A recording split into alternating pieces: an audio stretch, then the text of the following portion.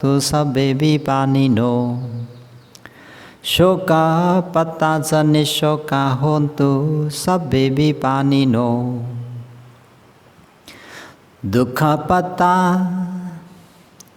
रोगन्तर कल्प सतन्त्र कल्प दुर्भिक्षन्त्र कल्पादिमा परेर दुःखले ग्रस्त भइरहेका सबै विपानिनो सम्पूर्ण भएका सत्व प्राणीहरू निदुःखा छ।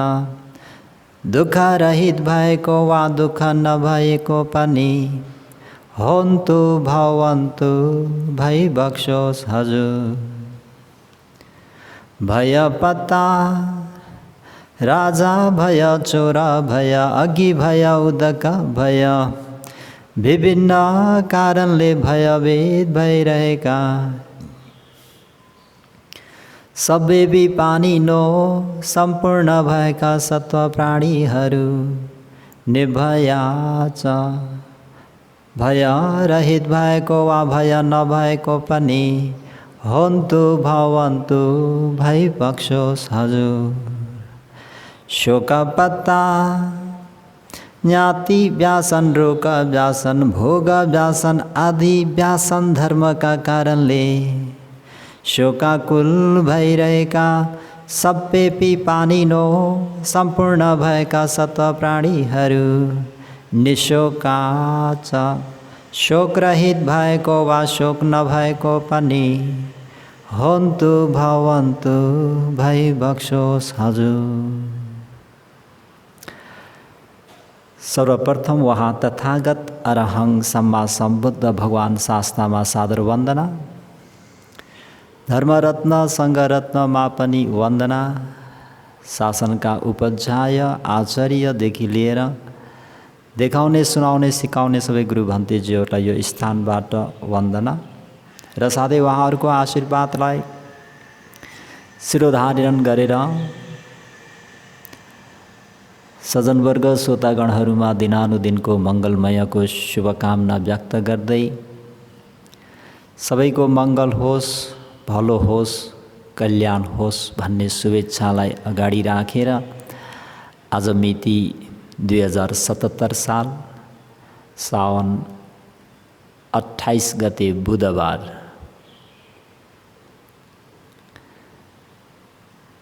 को साँझ सज्जनवर्गहरूलाई मङ्गलसूत्र धर्मोपदेश भाग 66 आज पनि सज्जनवर्गहरूलाई खन्ती च मङ्गल। खन्ती मङ्गल भन्ने बित्तिकै सज्जनवर्गहरूलाई सबैलाई अवगत भइसक्यो। जस्तो सुकै मौसमको कारणले होस्, आहार विहारको कारणले होस्, चिसोको कारणले होस्, तातोको कारणले होस्, भोकको कारणले होस् वा अथवा कुनै विरोधीको कारणले होस्, आइपर्ने विभिन्न दुःख कष्टलाई शान्त भएर धैर्य धारण गरेर सहनुलाई नै शान्ति मङ्गल भनिन्छ। त खन्ती च मङ्गल धर्मोपदेश गर्ने क्रममा भगवान शास्ताले सहनु भएको बोधिसत्वको जीवनमा त्यस्ता घटनाहरू त धेरै छन्। त्यसमध्ये पनि खन्तीवादी जातकलाई नभनिकन बस्न नसक्ने भएको हुनाले आज शान्तिवादी जातक खन्तीवाद जातक चाहिँ सज्जनवर्गहरूलाई धर्मोपहार दिन गइरहेको छु। भगवानले आफ्नो म पनि बुद्ध हुन पाम भनेर प्रार्थना गरेदेखि उहाँले कर्मैसँग दानशीलञ्च नेखमं पञ्या वीर्येण पञ्चमम् खन्ति सच मदेठानं मृत्युपेक्षाति मा दशाति। 10 पारमी उपपारमी परमत्थ पारमिता गुणधर्महरू पुरा गर्ने क्रममा शान्ति भन्ने यो जुन खन्ती सहनशीलता किन उहाँले यसरी चाहिँ सहनुभयो त भन्दा सजनबिन बुद्धो बोधेयम, जसरी मैले चतुरार्य सत्यलाई अवबोध गर्छु, साक्षात्कार गर्छु, बुझिलिन्छु, बोधेयम देव ब्रह्म मनुष्यहरू प्राणीहरूलाई पनि बोधेयम बुझाउनेछु, बोध गराउनेछु। बाबु यो नामरूप पञ्च स्कन्द भनेको दुःख हो। यो जुन तृष्णा भन्ने तणहा भन्ने जुन तृष्णा हो यो दुःखको मूल कारण हो। यो निरोध भनेको दुःख समाप्त हुने हो र निरोध सत्य भनेको त्यो निरोध सत्यलाई साक्षात्कार गर्नु प्राप्त गर्नको निम्ति मार्ग सत्य भन्ने कुरालाई बोध गर्नको निम्ति भगवान शास्ताले आफू सबल भएर पनि दुर्बलले गरेको त्यो दुर्व्यवहारलाई पनि सहनु भएको। वास्तवको शान्ति भनेको पनि त्यही नै हुन्छ। मुत्तो मोदेयम, जसरी म यो संसार दुःख चक्रबाट मुक्त हुन्छु, प्राणीहरूलाई पनि मुक्त बनाउने छु, मुक्त हुने मार्ग पथ प्रदर्शन गर्नेछु। त्यस मानेमा भगवान शास्त्रले यी पारमिता गुणधर्महरूलाई पुरा गर्दै आउनुभएको। तीर्णो तारेयम, जसरी म यो संसार दुःख चक्रबाट उत्तीर्ण हुनेछु, एवं प्रकारले नै प्राणीहरूलाई पनि तारिदिन्छु, उत्तीर्ण गरिदिन्छु भन्ने मनसाले भगवान शास्त्रले यो शान्ति पारमिता धर्म गुणहरूलाई पुरा गर्दै आउने क्रममा आज खन्ती च मङ्गल सहनु अति उत्तम मङ्गल भन्ने सिलसिलामा खन्तीवादी जातक थोरै सवर्ण गरौँ। वाराणसीमा कलभु नाम भएका एकजना विलासी र क्रोधी राजाले राज्य गरिरहनु भएको समयमा एक ब्राह्मण कुलमा हाम्रा बोधिसत्वको जन्म भयो सजनबिन। र उनलाई कुण्डकुमार भनेर नामकरण गरियो।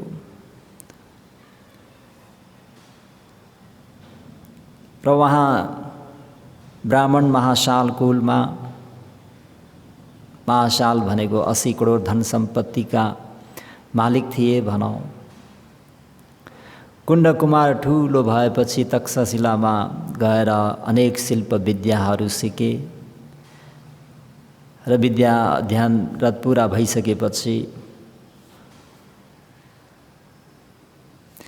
अहिलेको भाषामा भन्दा डिग्री प्राप्त गरेर फर्केर आमा बाबुको सेवामा आए भनौँ। आमा बाबुहरू सेवा गर्ने क्रममा मातापितालाई संसार अनित्य छ भन्ने कुरा सबैलाई अवगतै छ। दिन प्रतिदिन कहाँ गइरहेका छौँ त भन्दा मृत्युतर्फ नै गइरहेका हुन्छौँ। त यसरी एवं प्रकारले नै मातापिताहरूको दिवंगत पछि बोधिसत्वले विचार गर्नुभयो, मेरा मातापिताहरू परलोक भए, उहाँहरूले केही पनि धन द्रव्यहरू लिएर गएनन्, मैले चाहिँ यसो गर्दिनँ, म यी सारा धन द्रव्यहरू लिएरै जान्छु। यसरी विचार गरी ती 80 करोड धन सम्पत्तिहरू मन पर्नेलाई मन परेको लैजाऊ भनेर खुल्ला छाडिदिए।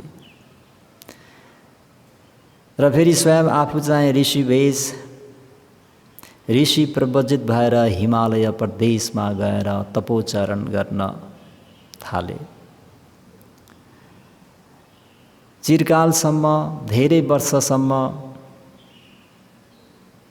हिमालयमा तपोचारण गर्ने क्रममा नुन र अमिलोको स्वादको लागि चरिका गर्दै बोधिसत्व बनारसीको रजो ध्यानमा आइपुगे। बनारसीको सेनापतिले बोधिसत्वको चरित्रमा प्रसन्न भएर उहाँको सेवा उपस्थान गरिबक्स्यो। एक दिन वाराणसीका महाराज रक्सीले मस्त भएर तमासा गर्दै उद्यानमा आइपुगे। उद्यानमा मङ्गलशिलाको छेउमा ओछ्याउन एउटा ओछ्यान चाहिँ लगाउन लगाई बक्स्यो र कलबु नाम गरिएका महाराज आफूलाई मनपर्ने एक महारानीको काखमा टाउको राखेर त्यहीँ लेट्नुभयो। केही स्त्रीहरू नाचे भने कतिले गीत गाए। त्यही हेर्दा हेर्दै महाराज निदाइबक्स्यो। तब ती स्त्रीहरूले विचार गरे, महाराज नै निदाइबक्सेपछि अब हामीहरूले नाच्नु गाउनु आवश्यक छैन। उद्यानतिर यसो घुमाउँ भन्ने क्रममा सबै उद्यानमा घुम्न गए। उद्यानमा ढकमक्क फुलेका फुलहरू हरियाली रुखहरूमा हेर्दै भुल्दै उनीहरू एउटा वृक्ष मुनि जहाँ बोधिसत्व प्रवजित सुखको आनन्द लिइरहनु भएको थियो त्यहाँ बोधिसत्वलाई देख्न साथ ती स्त्रीहरू अगाडि गएर बसे। फेरि महाराज सुतिरहुन्जेलसम्म बोधिसत्वसँग केही धर्मका कुराहरू सुनाऊ भन्दै हामीलाई सुहाउँदो कुनै उपदेश दिनुहोस् भनेर उनीहरूले प्रार्थना गरे र बोधिसत्वले पनि उनीहरूको प्रार्थना अनुसार उपदेश गरिदिनुभयो।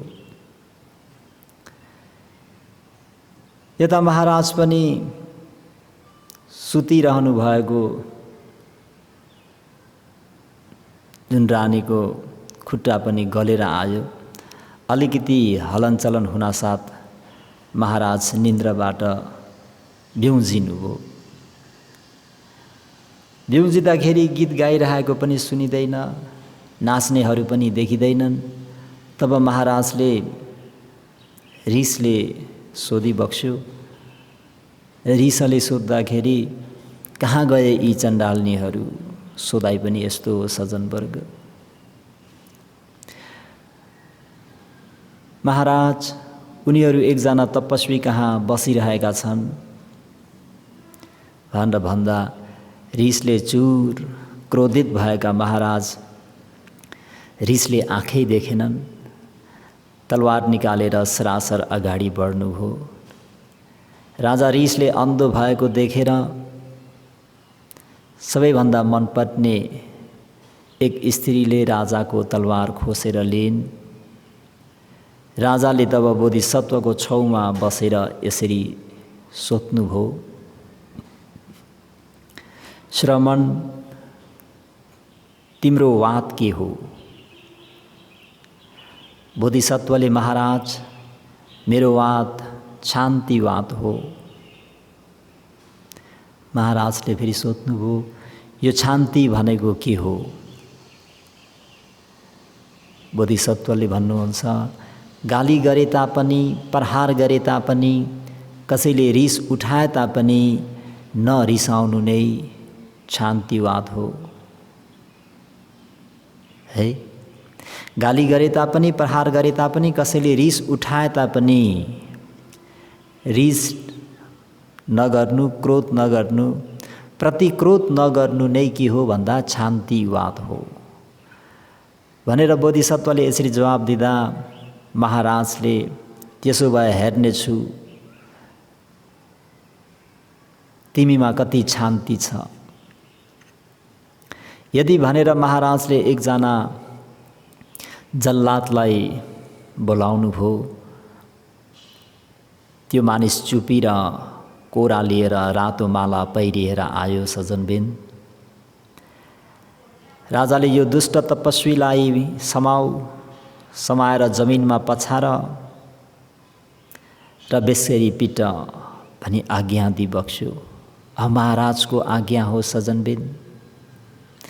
किन के भयो र ऋषिलाई कुट्न हुन्न, पिट्न हुन्न, समाउन हुन्न, पछार्न हुन्न भन्ने सवालै छैन। महाराजको आदेश। त्यस जल्लादले पनि महाराजको आज्ञा अनुसार नै गर्यो। बोधिसत्वको छाला फाट्यो, मासु सबै छिया छिया भयो, रगत भलभल बग्यो।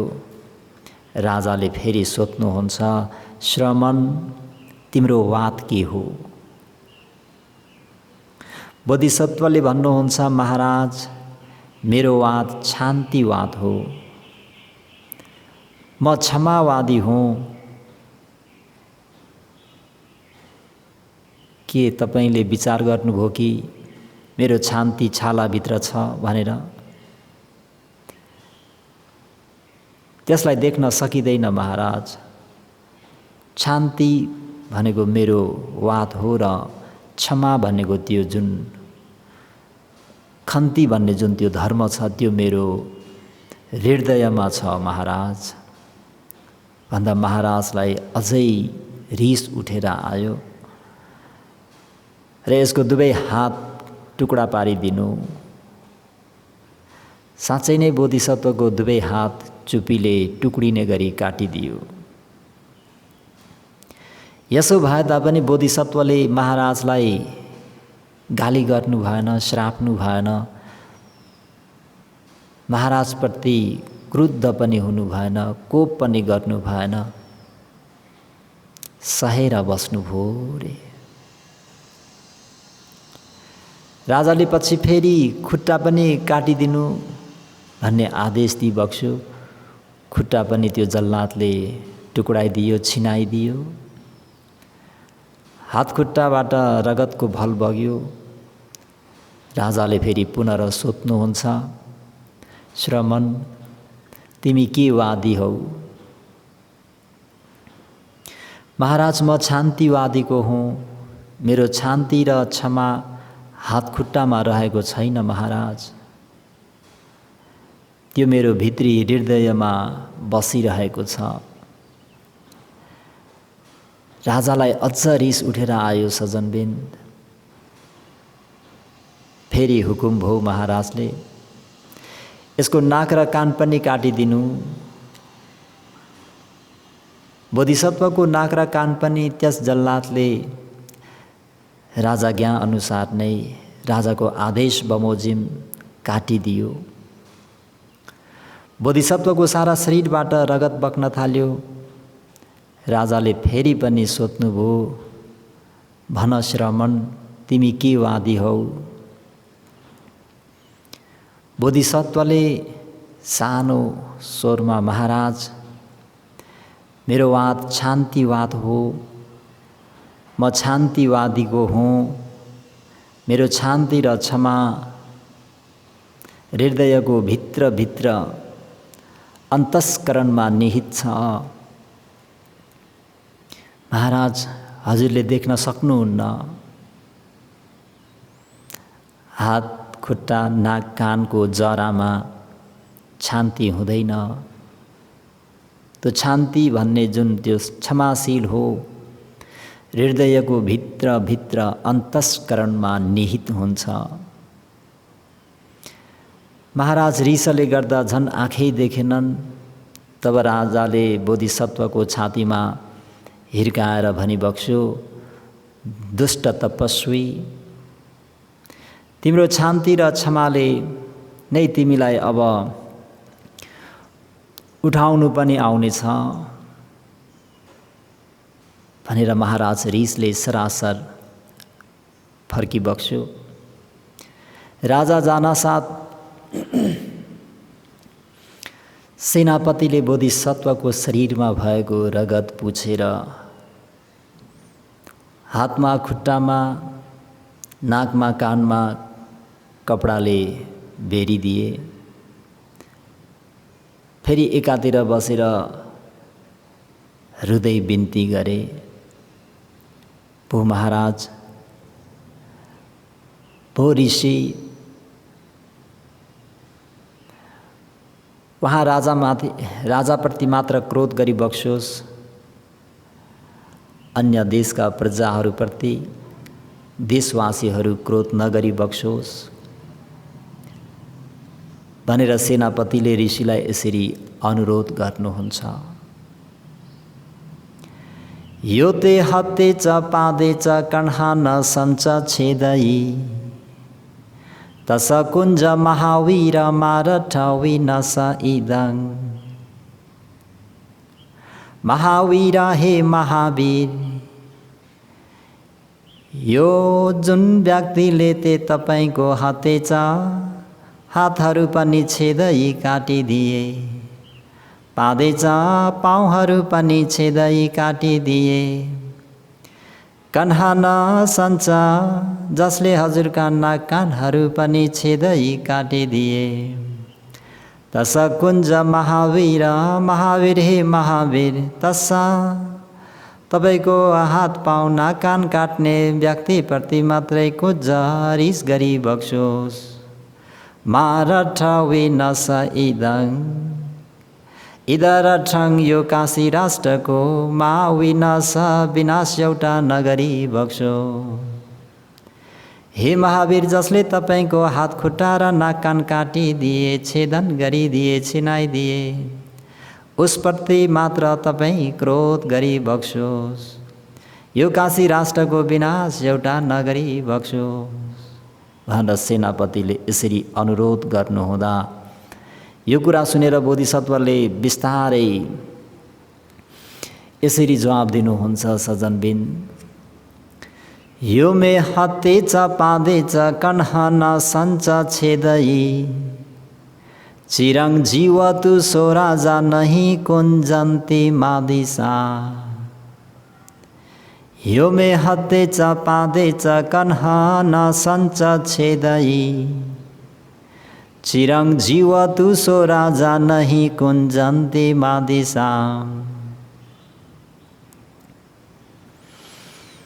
जुन राजाले मेरो हत्ते च हातहरू छेदै छिनाइदिए, पादे च पाउहरू पनि छेदै छिनाइदिए, कन्हा न सञ्च नाक कानहरू पनि छेदै छिनाइदिए, चिरं जीवतु सो राजा वहाँ काशी राष्ट्रका महाराजको चिरञ्जीवी, चिरं जीवतु चिरञ्जीवी होस्, लामो आयुको भई बक्सोस्, नहि कुञ्जन्ति मादिसा।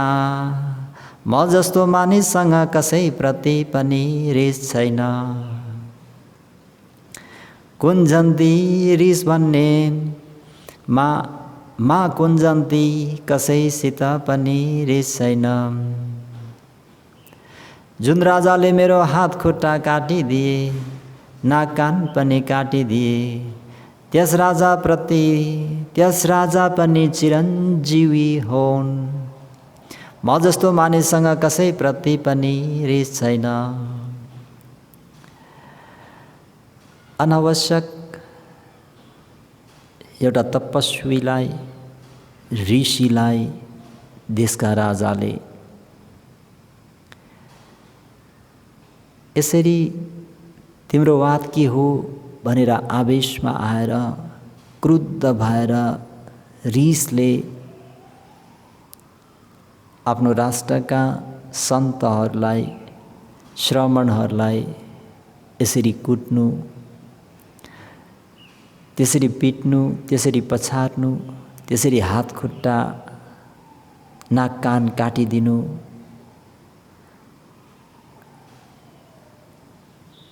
त्यसरी अपमान गर्दा, त्यसरी दुःख कष्ट दिँदा, त्यसरी शास्ति दिँदा पनि बोधिसत्वले अलिकति पनि सहनशीलतालाई बिगार्नु भएन। अरे सजनबिन, आश्चर्यको कुरा त यहाँनिर छ। भगवान शास्त्रले भिक्षुहरू हो, मैले यो सम्मा सम्बोधि ज्ञान त्यसै प्राप्त गरेको होइन। यो सम्मा सम्बोधि ज्ञान प्राप्त गर्नको निम्ति मैले कति लगानी गरेर आएको छु। छोराछोरी, धन सम्पत्ति, अङ्ग प्रत्यङ्ग मात्र नभइकन जीवित इन्द्रिय समेत पनि मैले लगानी गरेर आएको छु। यसरी 4 असङ्ख्य 1 लाख कल्पसम्म मैले यसरी यो लगानी गरेर आएको हुँदाखेरि आज जुन चारैतिर म भगवान प्रमुख भिक्षुसँग, भिक्षुनीसँग, उपासक उपासिकाहरू धेरैको कल्याण भइरहेको छ। त्यसको परिणाम, त्यसको नाफा, त्यसको प्रफिट, त्यो सुख शान्ति धेरैलाई शीतल एउटा ठुलो वृक्षको छरीमा बस्दाखेरि धेरै चराचुरुङ्गीहरू, पन्छीहरू, हजारौं मानिसहरूले त्यो वृक्षको फल खान पाउने, त्यो वृक्षबाट शीतलता ताप्न पाउने, शुद्ध हावा पाउने भए जस्तै एकजना सत्पुरुषको त्यो योगदानले गर्दा धेरै प्राणीहरूलाई कल्याण हुन्छ। त यसरी दुःख शास्ति दिँदाखेरि पनि अलिकता पनि रिस गर्नु भएन र साथै शान्ति पनि अलिकता पनि बिग्रेन रे। त यसरी 4 असङ्ख्य 1 लाख कल्पसम्म उहाँले सहँदै आफ्नो सहनशीलतालाई अभिवृद्धि गर्दै गर्दै गर्दै गर्दै गर्दै गर्दै गर्दै आउनु भएको। यसरी 4 असङ्ख्य 1 लाख कल्पसम्म यसरी खन्ती भन्ने मङ्गल धर्मकोलाई शिरोधार्य गरेर आउने क्रम 4 असङ्ख्य 1 लाख कल्प बित्यो र अहिले सम्मा सम्बुद्ध भइबक्छु। सम्मा सम्बुद्ध भएर फेरि सहनु परेन त? प्रश्न फेरि यहाँनिर छ। सम्मा सम्बुद्ध हुँदाखेरि पनि सजनबिन भगवान शास्ताको त्यो लाभ सत्कार देखेर ईर्ष्या गर्ने, डाहा गर्ने, षड्यन्त्र गर्ने हजारौं थिए। हे भगवान शास्तालाई चतुपरिषदको माझमा लाञ्छना लगाउने, लाञ्छित गर्नेहरू, भगवान शास्ताको कसरी कुख्यात फैलाउने, कसरी बदनाम गर्ने भनेर षड्यन्त्र गर्नेहरू पनि धेरै थिए। त भगवान शास्ता भएको समयकालमा पनि भगवान शास्ताले अरू बाहिरकालाई त परे राखौँ, जो कि आफ्नै शासनमा आफ्नै चेला भएका देवदत्तलाई मात्र पनि हेर्ने हो भने स्पष्ट रूपमा बुझिन्छ। भगवान शास्ताप्रति देवदत्तको द्वेष साधारण होइन सजनबिन। यो असाधारण द्वेषलाई पनि भगवान शास्ताले सहेर शान्ति धर्मलाई अगाडि सारेर प्रेम र मैत्रीले दमन गरी बक्सेको थियो। है देवदत्तले गिर्धकूट पर्वतको टुप्पाबाट ढुङ्गाले हानेर मार्ने प्रयास गरे। त्यो ढुङ्गा अर्को ढुङ्गामा लागेर फुटेको एक चैटा भगवान शास्ताको दाहिने खुट्टाको बुढी औँलामा लाग्यो। सबैलाई अवगत छ। त भगवान शास्ताले त्यस समयमा न त देवदत्तप्रति अलिकति पनि रिस गरी बक्स्यो भने न त शान्ति नै गर्न बिर्सी बक्सेको थियो। देवदत्तप्रति पनि रिस गर्नु भएन र शान्ति धर्मलाई पनि बनाइराख्नु भएको थियो। है, देवदत्तले एकपटक मात्र होइन, ती 3 पटकसम्म भगवान शास्तालाई मार्ने प्रयास गरेका हुन्, षड्यन्त्र गरेका हुन्। एकपटक अजातशत्रु महाराजसँग मिलेर धनुषधारीहरू पठाएर भगवान शास्तालाई धनुषले बाणले हानेर मार्ने पनि प्रयास गरे।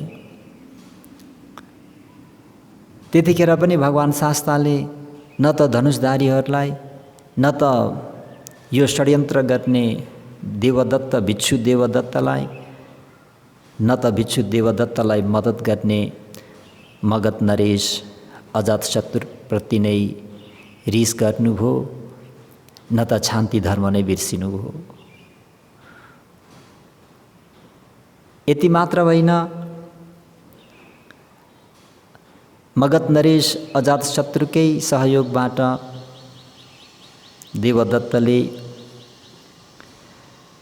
नालागिरी नाम गरेको हात्तीलाई रक्सी खुवाएर पुरा मत्त बनाएर भगवान शास्ता भिक्षाटनमा आउनुहुँदा नालागिरी हात्ती छाडेर भगवान शास्तालाई कुल्चेर मार्ने षड्यन्त्र पनि गरेकै हुन्। त्यो अवस्थामा पनि मार्न आउने नालागिरी हात्तीप्रति, सहयोग दिने महाराजप्रति र यो षड्यन्त्र बुन्ने भिक्षु देवदत्तप्रति अलिकता पनि न त अलिकता रिस नै गर्नुभयो, न त शान्ति नै गर्न बिर्सिनुभयो। तिनै प्राणीप्रति, 4 खुट्टे भएको पशु नालागिरी हात्तीप्रति पनि, देवदत्तप्रति पनि, महाराज अजातशत्रुप्रति पनि भगवान शास्ताको शान्ति बल त्यति नै थियो। प्रेम, मैत्री, स्नेह त्यति नै थियो सज्जनबिन। देवदत्तप्रति त्यति नै करुणा राखी बक्सिन्थ्यो जति आफ्नो औरस पुत्र राहुलप्रति। वद के देवदत्तम ही चोरे अंगुली मालके, धन पालके राहुले चेवा सबथ सम मानसो। वद के देवदत्तम ही आफूलाई 3 पटक षड्यन्त्र गरेर मार्ने प्रयास गर्ने भिक्षु देवदत्तप्रति पनि राहुले चेवा आफ्नो प्रिय राहुललाई जति स्नेह गर्नुहुन्थ्यो, जति मैत्री करुणा राख्नुहुन्थ्यो त्यति नै राख्नुहुन्थ्यो। चोरे अंगुली मालके, हजारौं मान्छे मार्ने घातक गुण्डा डाका अंगुलीमाल प्रति पनि जति राहुले चेवा राहुल प्रति भगवान शास्ताले मैत्री करुणा राखी बक्सिन्थ्यो त्यति नै अंगुलीमालमा पनि राख्नुहुन्थ्यो। धन पालके नालागिरी हात्ती जुन मातेर भगवान शास्तालाई कुल्चेर मार्नको निम्ति आएको नालागिरी हात्तीलाई पनि जति राहुलमा मैत्री करुणा थियो त्यति नै भगवान शास्ताले मातेर आएको नालागिरी हात्तीमा पनि त्यति नै मैत्री करुणा राखी बक्सिनुहुन्थ्यो। सज्जनबिन, बोधिसत्वको जीवनमा पनि भगवान शास्ताले आफ्नो शान्तिलाई, आफ्नो सहनशीलतालाई अलिकति पनि डगमगाउनु दिनु भएन भने सर्वज्ञत्व ज्ञान प्राप्त गरेर देव ब्रह्म मनुष्यहरूका पूजनीय, मान्यनीय, आदरणीय, सम्माननीय, गौरवनीय गुरु शास्ता भई बक्सेको अवस्थामा पनि विभिन्न प्रकारका बैरीहरूले गरेको त्यो षड्यन्त्रमा पनि न त बैरीप्रति रिस नै गर्नुभयो न त शान्त हो। बैरीप्रति पनि त्यति नै शान्ति त्यति नै क्षमाशील भई बक्सिन्थ्यो। यिनीहरू अज्ञानी हुन्, यिनीहरू बिचारा हुन्। अविद्या निवरणानङ भन्ने यो अविद्याको अन्धकारले ढाकिदिँदा, ज्ञान नहुँदा, मैले के गर्दैछु भन्ने होस नहुँदा यिनीहरू यी प्राणीहरूले यस्तो कर्म गर्न पुगेका हुन् भनेर आफूलाई मार्न षड्यन्त्र गर्ने, मार्न प्रयास गर्ने व्यक्तिहरूप्रति पनि भगवान् शास्ताले त्यति नै मैत्री करुणा राखी बक्सिन्थ्यो। त्यो मैत्री करुणा कतिखेर मात्रै सम्भव हुन्छ त भन्दा सजनबिन जुन व्यक्तिमा शान्ति भन्ने, सहनशीलता भन्ने त्यो मङ्गलले युक्त हुन्छन्। यो खन्तीच मङ्गलले युक्त छैन भने मैत्री र करुणाको कुरा नगरे पनि हुन्छ है। मनमा रिस पनि उठिरहेको छ, म उसको मङ्गल चाहन्छु, हुँदैन। मनमा प्रतिक्रोध अग्नि त्यो जलिरहेको छ, त्यो व्यक्तिप्रति मलाई करुणा जाग्छ, हुँदैन सज्जनबिन। अर्काको भलो चिताउनको निम्ति, अर्काको कल्याण होस् भन्नको निम्ति पहिला शान्ति भन्ने, खन्ती भन्ने मङ्गलले युक्त हुन नित्यन्त आवश्यक छ। जहाँ शान्ति छ, जहाँ सहनशीलता छ, त्यहाँ विशेष गरेर मैत्री पुराइ पनि राख्न परेन भन्दा पनि हुन्छ। किन? सहनु भनेको नै क्षमा गरिदिनु हो नि त सज्जनबिन। फर्गिव। उसप्रति भएको त्यो प्रतिक्रोधहरूलाई हटाइदिनु भनेको मैत्रीसँग संयुक्त भयो नि त। त्यसर्थ सज्जनवर्गहरू, तपाईँ हामीहरूले पनि यो खन्तीच मङ्गललाई शिरोधारण गर्नुपर्छ। भगवान् शास्ताले मात्र उपदेश मात्र दिनुभएको होइन, त्यसलाई स्वयं बोधिसत्वको जीवनमा पनि र बोधि ज्ञान प्राप्त गरिसके पश्चात पनि शान्ति धर्मलाई उहाँले ठुलो बलको रूपमा, एउटा ढालको रूपमा लिएर आफ्ना छोराछोरी, उपासक उपासिका सबैलाई पनि यो निर्देशन दिनुभएको छ। त भगवान् शास्ताले बताउनु भएको यो पथ प्रदर्शनमा, यो पथमा, यो मार्गमा तपाईँ हामीहरू अरुट हुनु नित्यन्त आवश्यक छ। यही मार्गलाई नै अगाडि सारेर, यो मार्गलाई नै अपनाएर हामी अगाडि बढ्यौँ भने अवश्य पनि हामी जीवनमा विजयी हुन्छौँ। तर के गर्नु, समाजले सहयो भनी हारेको सम्झिन्छन्, पराजय भएको सम्झिन्छन्। तर वास्तवमा जित त्यो व्यक्तिको हुन्छ जोसँग शान्ति बल हुन्छ। जुन व्यक्तिमा शान्ति बल हुन्छ वास्तवमा त्यो व्यक्तिको विजयी हुन्छ। जुन व्यक्तिले सहन सक्दैन त्यो व्यक्तिले वास्तवमा पराजय सहनुपर्ने हुन्छ। यही दुईटा कुरालाई हेर्ने भने पनि स्पष्ट छ। देवदत्तले भगवान प्रति अलिकति पनि सहन सकेका होइनन्, प्रतिक्रोध मात्र गरिरहेका हुन्। भगवान शास्ताले तीन पटक मार्ने प्रयास गरेका, प्रयत्न गरेका देवदत्तप्रति पनि सहनु भएको हुँदाखेरि अब दुईजनाको गतिलाई हेर्नुहोस्। देवदत्तको गति निरय गति भइदियो भने भगवान शास्ताको गति परिनिर्वाण, पुनरफेरि नजन्मिने सम्पूर्ण दुःख समाप्त भएको गति। सहनेले जित्यो कि प्रतिक्रोध गर्नेले जित्यो भन्दाखेरि अझै यही कथावस्तुमै पनि स्पष्ट छ। जब देवदत्तले 3 पटकसम्म षड्यन्त्र गरे र पनि पराजय भएपछि अन्तिममा मलाई भगवान शास्ता समक्ष लिएर जाऊ, म भगवान शास्तालाई दर्शन गर्न चाहन्छु भनेर जाँदा जाँदै उनी